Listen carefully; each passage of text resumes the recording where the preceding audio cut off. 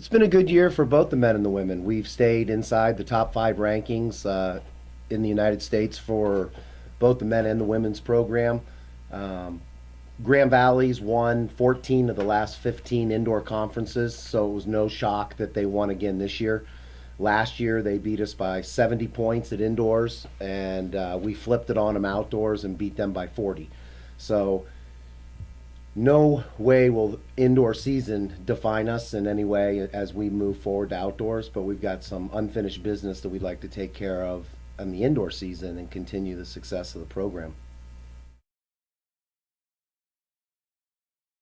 Probably our two of our higher performing athletes coming back from last year, Drew Wendell and Zach Ball. Um, so we were counting on them. But the level that they've exceeded what they did a year ago puts them in that category that you would not expect them to be in, and that is exceeded all of our expectations. And that's been the same with a lot of the kids on our team. Mac Taylor and Clay Harris both last year didn't even make the meet, and were sitting 24th and 25th in the country. Took it upon themselves this summer to change that dynamic, and they find themselves both in the meet.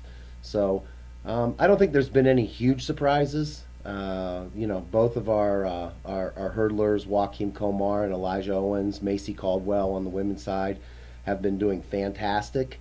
Probably most improved on the team is Jen Bajelic.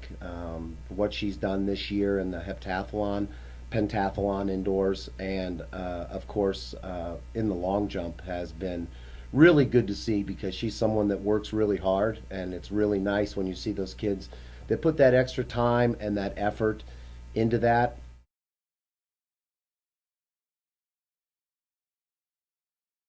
I don't think enough can be said about the job that Coach Mack's done with that distance crew, with the transfers, Nick Hall, Joshua Davis, Brian Baum, and Wendell being the staples of the program, Jacob Sussman, the group that they're going into the NCAA championships with.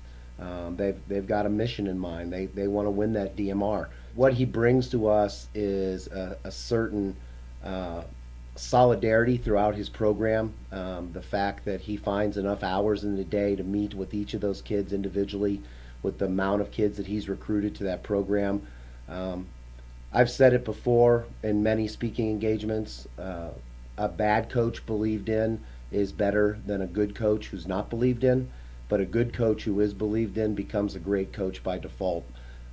And that's what's happened with Trent and his program, is that he's gotten good kids to buy into his program, and they've made him a great coach.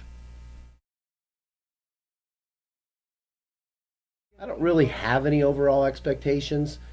We were very fortunate to be second. Rankings are funny. Rankings are, if everyone has the perfect meet, every single program in the country has the perfect meet, and they compete to their rank, this is how they would finish. It never turns out this way. We're not going to have a perfect meet. They're not going to have a perfect meet. You need bodies and you need participants to score points. We have all of those things. We've got some people that we know that can score some major points for us. We think we have a podium team in both. The women's rankings now say that we're not a podium team in the women. Our goal is to get on the podium in both.